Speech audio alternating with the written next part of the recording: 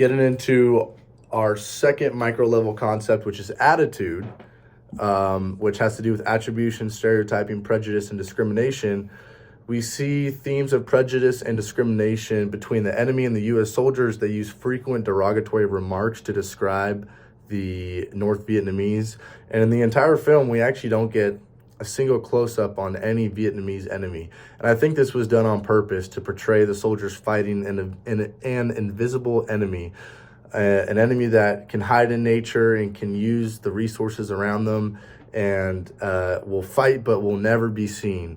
And a quote from the Atlanta History Center, I think, backs this up really well. The quote is, "Many U.S. troops had little or no contact with the Vietnamese. One veteran explained that this lack of contact made it easy to dehumanize the Vietnamese.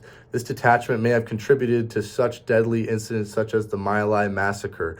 There, some 500 men, women, and children were murdered by the soldiers of the Army's 11th Infantry Brigade." Continuing with the idea of prejudice, we see a lot of prejudice when it comes to Colonel Kurtz, our antagonist. And even one of the classic lines from the movie uses the word prejudice in it. I'll play it right now. "Terminate with extreme prejudice." And I think that says everything to Captain Willard, of what the general wanted Willard to do to Colonel Kurtz. And they stereotyped Colonel Kurtz as insane and unsound, and they sent Captain Willard, a man who they thought was sane and sound, to go terminate his command. And we see Willard's viewpoint of Kurtz in comparison to his higher-ranking officers is not the same. And as Willard continues his journey, he becomes fascinated with Colonel Kurtz and wonders why he chose to go AWOL. And I think this is a perfect example of a manager giving an employee under him a task, and that task isn't a choice. Captain Willard didn't have a choice to go on this mission. He was going to go on this mission. And as we've learned in class, it can be a harsh reality, but as a manager, if you need something done and you know someone who can get it done, you have to assign them to get it done. If you ask someone if they want to work, they might say yes because they're being nice, but they don't actually most of them don't actually want to do it. So this is where managerial implications come in, where you need to assign someone to a task to get it done. That's exactly what the general did with Captain Willard.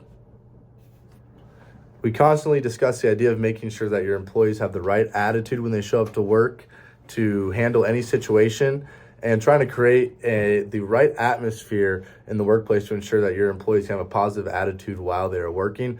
And I think Kilgore did a great job of creating a positive environment in a very terrible place.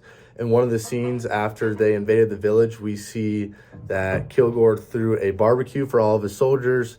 They medevac steaks and beer into their landing zone, and they're all kicking back, having a good time, sitting around the fire, drinking beers and eating steak. And I think this definitely lightened the mood for his soldiers and congratulated them for their selfless sacrifice, and it's going to make his soldiers want to fight with him and stand with him in the heat of battle.